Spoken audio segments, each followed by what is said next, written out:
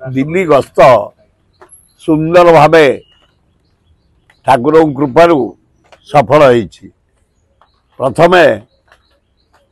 माननीय भारत राष्ट्रपति सुंदर भावे जो समय देइथिले ठीक समय रे हमको साक्षात देले Shrimati Draupadi Murmu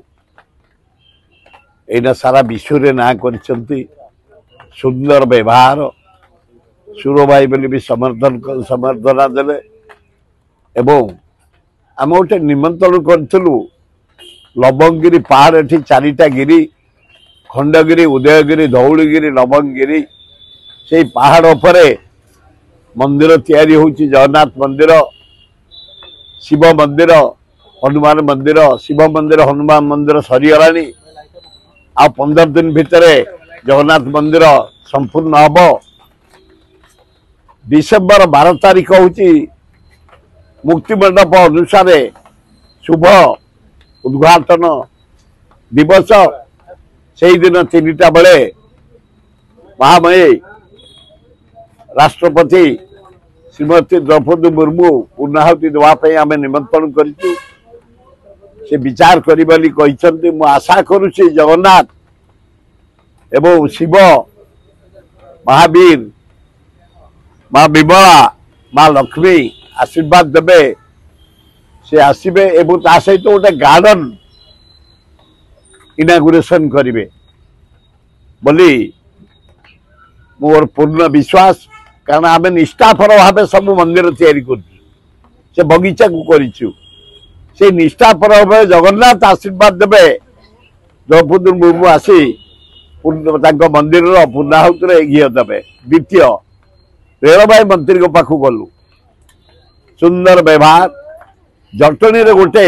wagon repair factory करने खोर्धा रोड होशा माने गोटे भारत वर्षर इनकम सोर्स जो रेलवे राजस्व आदाय हुए नंबर 1 क्रोम बक्साइट अभ्र कोयला बजा द्वारा गुड्स रे प्रचुर अर्थ उपार्जन होची रेलवे से प्रतिश्रुति देइछंती जमी देले आमे 70 एकर जमी ताकू दबू सेठी गोटे वागन कारण भुवनेश्वर 10टा माने पैसेंजर वागन रिपेयर होची पूरी रे 10टा तेणु खोर्धा रोड रे 20टा 50टा से रिपेयर हो पार जमी अच्छी व्यवस्था करने रेलवे मंत्री वैष्णव कहते गल जुएल राम पाखु ये जो आदिवासी पड़ा रही गाँ रही से जमी स्थायी हो पार जंगल जमी जंगल से घर ताकू पक्का पटा दवाई एवं जो सहर शबर सहर को अलाउ करदे आदिवासी बेली शबर टाकू सहर काटिकी शबर करने से दाबी कर विचार करेंगे बोली जुएल राम कहते। बाकी मन खुशी आमर जे रेलवे रो गोटे wagon repair factory Khordha road Jatni हम हरिपुर